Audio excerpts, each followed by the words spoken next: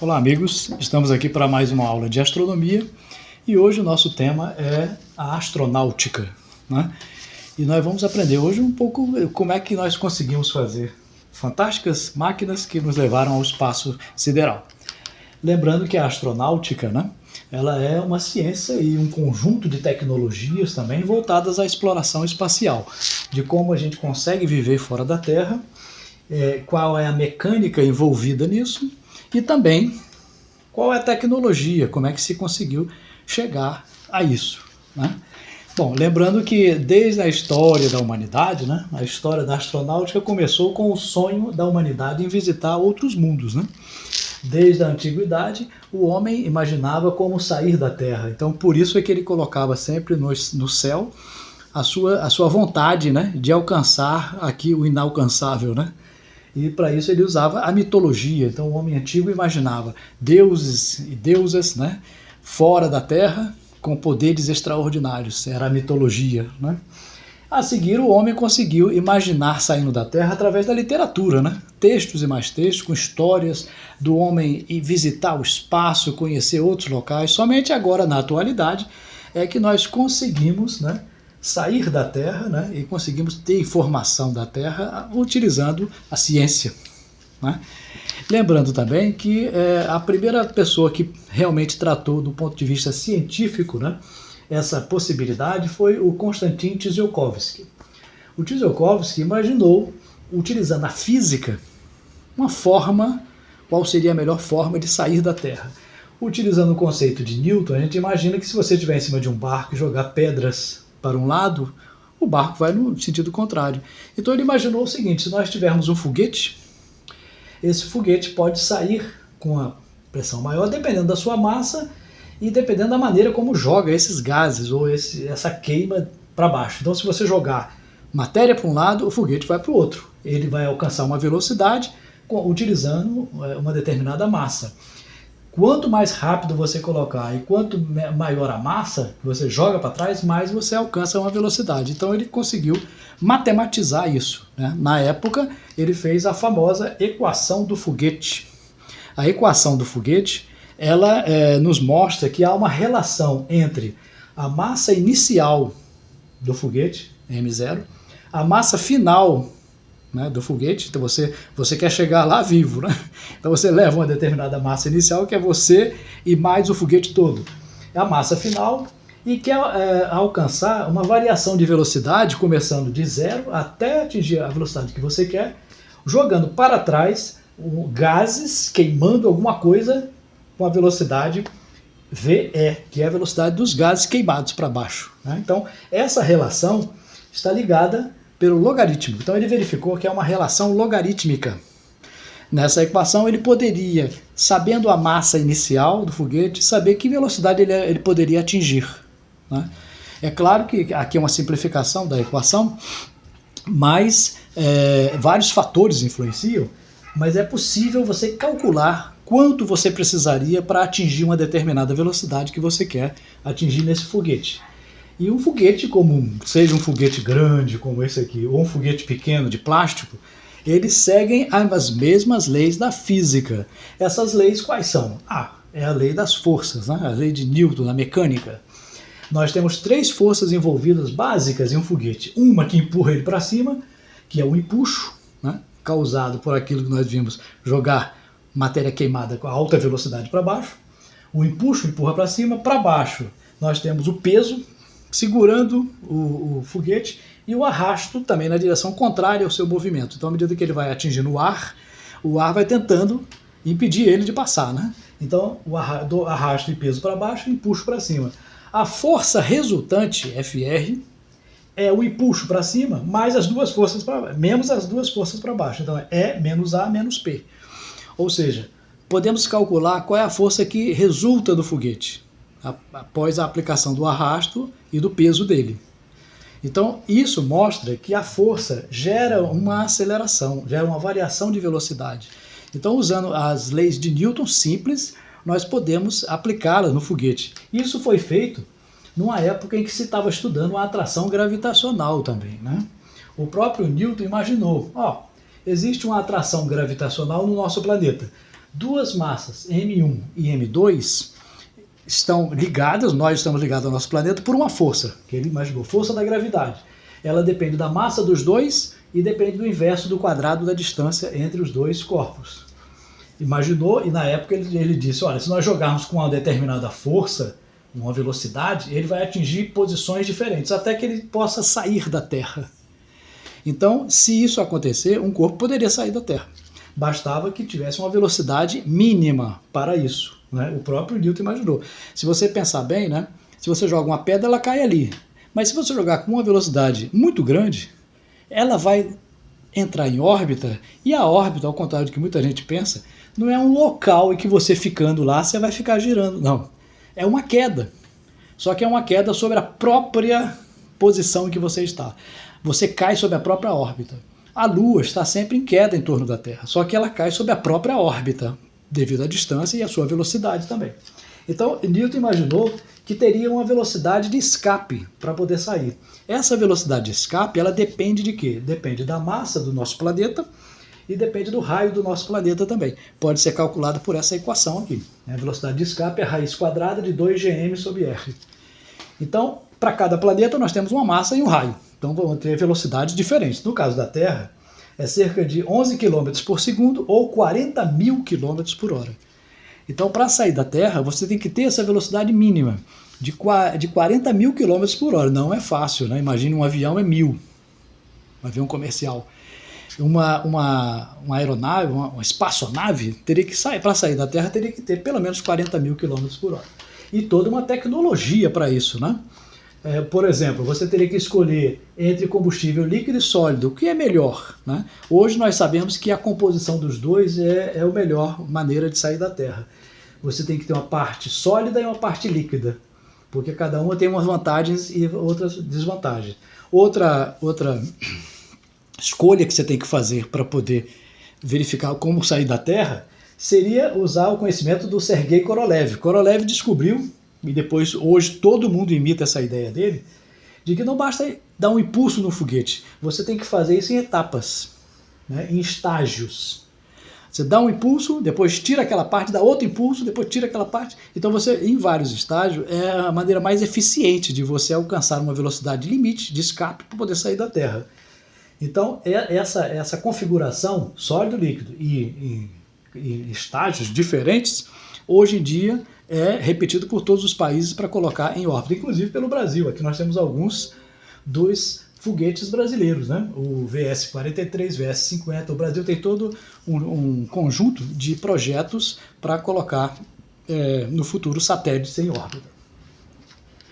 Nessa fase, nós tivemos muitos avanços na engenharia espacial. É uma área da engenharia em que você utiliza conhecimentos desde a época de Newton, como Newton imaginou, né, teoricamente. Lembre-se que, como ciência, né, a engenharia espacial, né, ela tem que adquirir uma tecnologia e uma experimentação. E os primeiros foguetes que foram lançados foram na época da Segunda Guerra Mundial, fruto do desenvolvimento do Wernher von Braun. Né? O Wernher von Braun, durante a Segunda Guerra Mundial, fez os foguetes, né, com a equipe dele, claro, e conseguiram pela primeira vez, né, sair da Terra. Muita gente pensa que é o Sputnik e tal. O Sputnik foi o primeiro a dar a volta na Terra, mas o primeiro objeto humano a sair da Terra foi um foguete nazista, né? Eles estavam desesperados para acabar com a guerra e fazer uma arma, e fizeram foguetes altamente potentes, e o Wernher von Braun conseguiu colocar a 200, 150, 200 quilômetros de altitude e conseguiu sair dos limites da Terra. Não ficou em órbita, né? Claro, caiu. Mas ele fez isso aí. Hoje em dia, ônibus espaciais são jogados fora da Terra e uma série de outras tecnologias. Agora, você pode ter em casa, fazer o seu próprio foguete, né? Um foguete simples com pressão de ar. Se você botar uma pressão dentro de uma garrafa plástica, você pode lançar. Então, seja aquele foguete altamente poderoso ou um foguete simples como esse, lembre-se, tem 3 forças envolvidas. A força de empuxo, que joga ele para frente, tem a força de arraste, que tenta empurrar ele pelo ar, e tem o peso.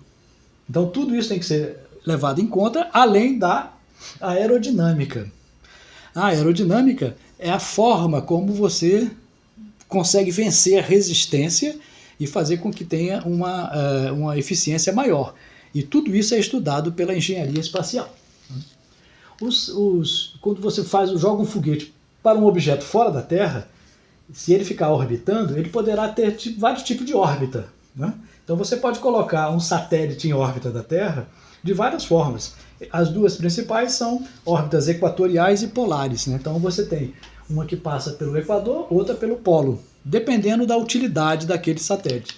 Basicamente tem 3 tipos de órbitas, né? A órbita alta, média e baixa. As órbitas altas, elas estão a cerca de 36 mil quilômetros da Terra. Isso faz com que lá ele está tão longe que ele gira junto com a Terra. O período é de 24 horas. Nós chamamos esses satélites de satélites geoestacionários. A média distância, está cerca de 20 mil quilômetros, ele tem um período menor que 24 horas. Então há uma diferença e ele pode percorrer vários países, né, lentamente, tirar fotografia, registrar. Né, são órbitas que podem ser até bastante elípticas. E órbitas muito próximas, muito baixas, menores que 1000 quilômetros de altura, né, que leva algumas dezenas de minutos para dar a volta na Terra. Né. Esses 3 tipos de órbitas são escolhidos na hora de você colocar um satélite, né, e qual é a função dele. Né. Por exemplo, se você assiste a sua TV a cabo lá, o seu GPS, você está usando seu GPS, existem satélites que mandam informação para o GPS que são geoestacionários, eles estão parados. Então, para quem está na Terra, é como se tivesse uma antena lá, você joga o sinal e recebe de volta. Né? Com esse sistema de satélites é possível você fazer o sensoriamento remoto, quer dizer, aqui da Terra você pode estar observando a Amazônia. Né? Como é que é feito isso? É toda uma ciência, toda uma engenharia para isso. A luz solar atinge a Terra e o satélite consegue receber essas informações e essas informações montam no computador um gráfico, né, onde você pode identificar a presença de rios, áreas desmatadas. Né? Tudo isso pode ser feito aqui da Terra utilizando um satélite que foi colocado em órbita usando aquelas mesmas leis. Quando um satélite ele está fora da Terra, ele enfrenta alguns problemas, né? Além da radiação cósmica, existem o cinturão de Van Allen. O cinturão de Van Allen é uma camada, aliás são duas, né? 2 camadas mais concentradas, mas ele envolve todo o planeta, de partícula, de plasma. Plasma são gases com alta carga, alta quantidade de partículas com cargas elétricas. Então tem prótons, elétrons, e são muito perigosos, porque tem uma quantidade de radiação muito grande. Se um satélite ficar parado ali no cinturão de Van Allen, ele vai receber tanta radiação que vai desativar. Por sorte, os satélites, quando são colocados, ou as naves, eles passam rapidamente por ele. Então o cinturão de Van Allen, na realidade, são 2 cinturões. Um que fica entre 1.000 e 5.000 quilômetros e um que fica 15.000 a 25.000 quilômetros. Esses 2 polos são concentrados, né? Mas é claro que existe no meio também. Eles são frutos da reação entre o vento solar, cheio de partículas, de prótons, de elétrons altamente energéticos e perigosos, né? Com o nosso campo magnético. A Terra tem um campo magnético que interage com essas partículas, acumulando ela, impedindo que elas entrem na Terra e façam um mal muito grande. No passado, muitas dessas partículas podem ter entrado, causado mutações genéticas. Hoje nós estamos protegidos da maior parte deles através desse campo magnético. E a interação tem que ser levada em conta. Então, por exemplo, se você pegar uma nave e quiser ir na Lua, você vai passar pelo cinturão de Van Allen. Então, os astronautas são monitorados contra a radiação, que é um perigo. É um perigo você passar por ali. Só que, por sorte nossa, a velocidade das naves é muito grande, né? Ela passa rapidamente. Então, o tempo de exposição não é tão grande, não é suficiente para afetar tanto assim a saúde. Né? E nós sabemos que para sair da Terra, né, você coloca uma nave, ou um satélite, ou uma sonda, né, que vai pesquisar em outros lugares, ela está presa ao corpo pela atração gravitacional. E cada planeta tem a sua atração. Para sair deles tem que ter uma velocidade. Por exemplo, na Terra você tem que ter 11 km por segundo, que são aqueles 40.000 km por hora. Para sair do Sol, se você estivesse nas proximidades do Sol e quisesse escapar, né, teria que ter uma velocidade de 600 km por segundo. Né? 60 vezes mais, né, do que esses 40.000, que já é difícil, alguns países conseguem sair da Terra. Se saísse de uma anã branca, seria 6.000 km por segundo. A anã branca é uma estrela bem densa, né? Se for uma estrela de nêutrons, que é mais denso ainda, seria 70% da velocidade da luz. Se fosse um buraco negro, para sair dele, você teria que ter uma velocidade maior que a da luz, né? Então, cada corpo tem a sua gravidade, né? Os planetas também, né? E Júpiter, por exemplo, é 6 vezes mais. Então, se você for a Júpiter, para sair de lá, você tem que ter uma velocidade de escape bem maior por causa da massa do planeta, né? Existe uma outra tecnologia. Essa tecnologia é chamada estilingue gravitacional. Então, para sair da Terra, você tem que ter impulso, certo? Mas, se você quiser ir para um outro planeta ou para uma longa distância, a quantidade de combustível, né, que você tem dentro da nave vai ser praticamente impossível você fazer aquilo. Por quê? Porque teria que ter uma quantidade de combustível muito grande, a nave ia ficar muito pesada. Aí a inércia também para mudar a nave seria difícil. Então o que é que se faz? Você usa a força da gravidade como forma de você aumentar a velocidade. Então como é que você faz? Então imagine, se você tem aqui um corpo que quer alcançar aquele de lá. Você aproxima desse corpo, a força da gravidade puxa a nave. Se você deixar, ela vai cair lá. Mas aí você aciona os foguetes, então soma as duas velocidades e aumenta a velocidade. Por exemplo, se eu quiser fazer uma viagem até Saturno, né, o que eu faço? Eu posso jogar uma sonda, né, até Saturno. Se eu jogar direto, eu precisaria de muito combustível. Joga até Vênus, o Vênus puxa, né, esse corpo, acelera, aumenta a velocidade na direção da Terra. Quando chegar perto da Terra, liga o outro motor e impulsiona. Quando chegar perto de Júpiter, Júpiter puxa a nave. Quando já estiver ali no limite, você aciona o foguete, então ele é empurrado até Saturno. Então você usa a própria atração gravitacional como forma de aumentar a velocidade. Então é possível se fazer isso, né? Muitos avanços na aeroespacial foram conseguidos, né, graças a essa tecnologia que nós estamos falando. Por exemplo, em 1957 foi lançado o Sputnik, o primeiro a dar a volta na Terra, né, com um transmissor. Ele era do tamanho de uma bola de basquete, mais ou menos assim. E ali tinha um transmissor, fazia um bip, bip, né? E isso aí fez com que houvesse a briga, né, para ver quem conseguia fazer mais do que o Sputnik. Começou uma nova era de disputa. Em 1961, Yuri Gagarin foi o primeiro homem a dar uma volta na Terra e voltar, né? E em 69 o homem chegou na Lua. Era uma época de grandes disputas, né, da Guerra Fria, e infelizmente a guerra, o interesse econômico é que impulsionava, mas deu esse impulso, né? Mesmo pelas razões erradas, conseguiu dar um impulso, fazendo com que nós descobríssemos uma série de coisas sobre o universo que nos levou a fazer essa tecnologia para conseguir isso, né? E com isso nós chegamos até a Lua, né? A Marte já tem vários equipamentos lá. A Voyager em 77 lançou para os planetas mais afastados. Hoje é o objeto humano mais afastado que existe, já está lá no final do sistema solar. E considerado como o auge dessa época é a chegada do homem na Lua, que existem pessoas até que acreditam que o homem não foi na Lua, né? Toda vez que me dizem isso, né, aí eu digo assim, olha, por que as pessoas acham que o homem não foi na Lua? A resposta sempre do professor é essa: porque não estudaram o suficiente. Se você estudar o suficiente, você vai saber que o homem foi na Lua. Do mesmo jeito que na Idade Média, né, se perguntasse uma pessoa da Idade Média, né, se a Terra era plana ou a Terra era esférica, né, muita gente ia dizer que era plana, porque não tinha estudo, né, adequado. Se perguntasse qual é a causa de uma doença contagiosa, hoje nós sabemos que são micro-organismos que entram na gente e tal, sabemos que existe essa doença, mas na Idade Média ninguém sabia, né? Todo mundo ia rezar, né? Rezar é bom, mas não resolve o problema da doença. Então não se sabia da ciência. Então, na Idade Medieval, achar isso tudo bem, mas na atualidade, se alguém perguntar a você, o homem foi na Lua? Eu digo, eu vou estudar. Eu vou saber que muitos países, além dos Estados Unidos, estavam recebendo as informações. Até um brasileiro que conseguiu receber as informações, a Rússia recebia as mesmas informações e de sinais da nave chegando na Lua. Até hoje tem equipamentos na Lua mandando sinal para cá.